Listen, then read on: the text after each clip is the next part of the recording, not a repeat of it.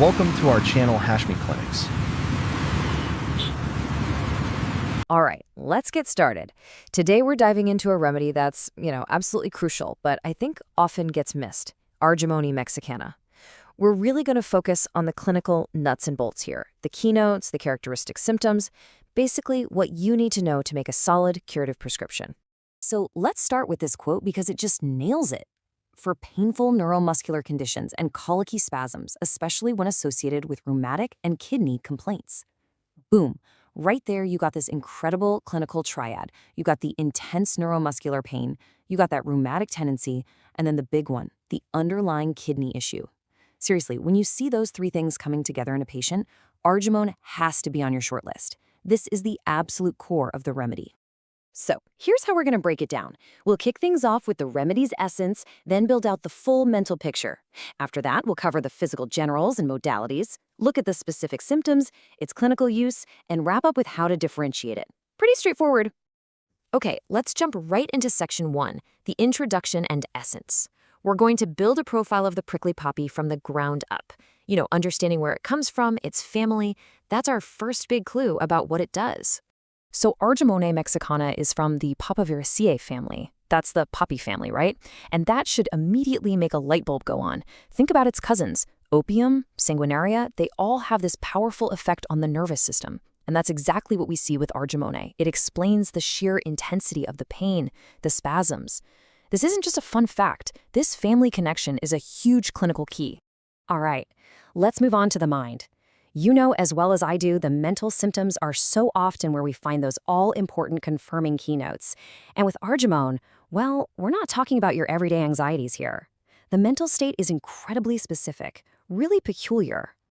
Yeah, the mental state is all about these profound and really peculiar fears.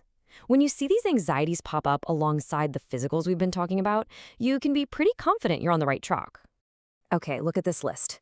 What's so fascinating here, clinically speaking, is you've got two things happening at once. First, you have these very deep, very specific fears, almost paranoid stuff, like being afraid of going blind or thinking someone's trying to poison them. But then, at the same time, you get this real cognitive breakdown, a weak memory, or even losing it completely. And if that gets worse, it can spiral into what the old homeopaths called demonical mania. Oh, and that nighttime anxiety in kids, that's an absolute gem of a keynote. Don't ever forget that one.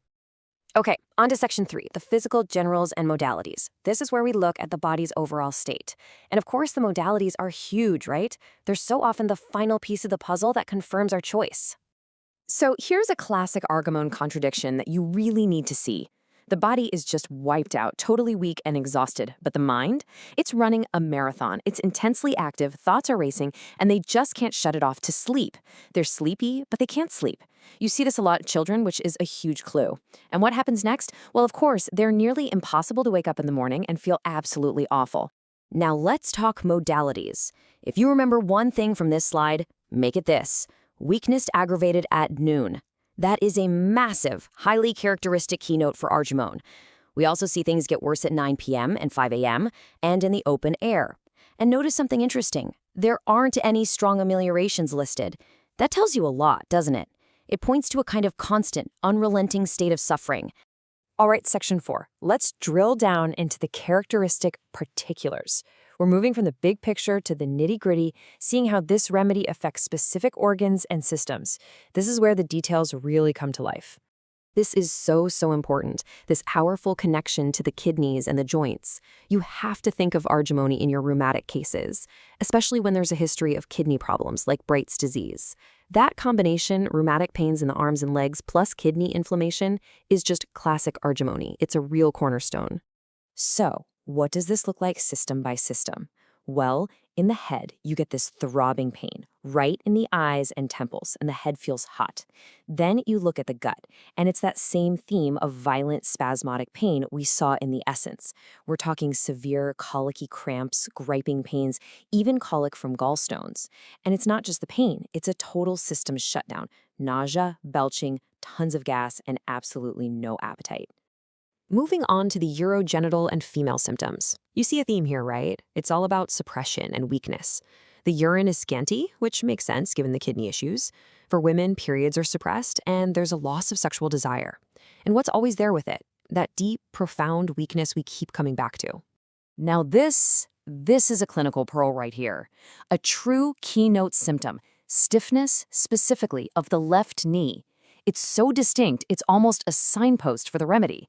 When you find that left-sided knee stiffness and pain, maybe with some swollen feet, you have a very, very strong pointer to ARGEMONE in a rheumatic case. It's a fantastic clue.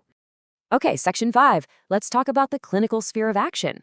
We've got the symptom picture, so now the question is, where do we actually prescribe it? What are the named conditions where ARGEMONE should be right at the top of our list? And this chart really spells it out for us, doesn't it? The big players are clearly kidney disease and rheumatism. I mean, look at that. A full 70% of its use is for Bright's disease and rheumatism, and very often you see them together in the same patient. The rest of its main uses are for those severe colics and other kinds of neuromuscular pain. And finally, let's get into prescribing and differentiation. This is where we really sharpen our skills, because knowing how to tell a remedy apart from its close lookalikes, well, that's what makes for a truly great prescription. So let's do some comparisons and pull out the key clinical pearls. Okay, this is so important. Let's compare it to a few others. Take Berberis vulgaris. Sure, it's got the kidney rheumatism connection, but Berberis is all about those radiating, stitching pains and that weird bubbling sensation. ARGEMONE just doesn't have that. Now, what about colic? You might think of colocynthis, but that's colics from anger, and they're always bent double, better from pressure. ARGEMONE's colic isn't necessarily from anger, it's just part of this whole neuromuscular picture. And then there's plumbum. The colic in plumbum comes with that classic hard, pulled-in abdomen, which you won't see in an ARGEMONE case. So, to make this super practical, here's a little 4-step checklist you can use in your clinic. First, look at the pain. Is it that severe, spasmodic, cramping type? Second, always look for that kidney rheumatism link. Third, see if you can confirm it with those peculiar mental symptoms, the fears, the sleep issues. And fourth, the final check. Do you have that killer modality, the weakness getting worse at noon? If you can tick those boxes, you're in a great position. And that brings me to a final thought I want to leave with you. Think about your current caseload. Do you have any of those really tough, chronic cases where you've got both rheumatism and some kidney dysfunction going on? You know, the ones that just aren't responding? Before you reach for one of the usual suspects again, just ask yourself, could that hidden link be pointing towards ARGEMONE? It might just be the very key you've been looking for to finally unlock that case. Professor Dr. Rifat Hashmi is a distinguished homeopathic physician, educator, and researcher with over 4 decades of clinical and teaching experience. He is widely respected for his deep command of materia medica, repertory, and constitutional prescribing, combined with a practical, patient-centered approach. Dr. Hashmi has dedicated his career to training generations of homeopathic doctors, blending classical principles with modern clinical insight. He is also known for his innovative work in digital homeopathy, developing educational content, clinical tools, and AI-assisted systems to enhance remedy selection and case analysis.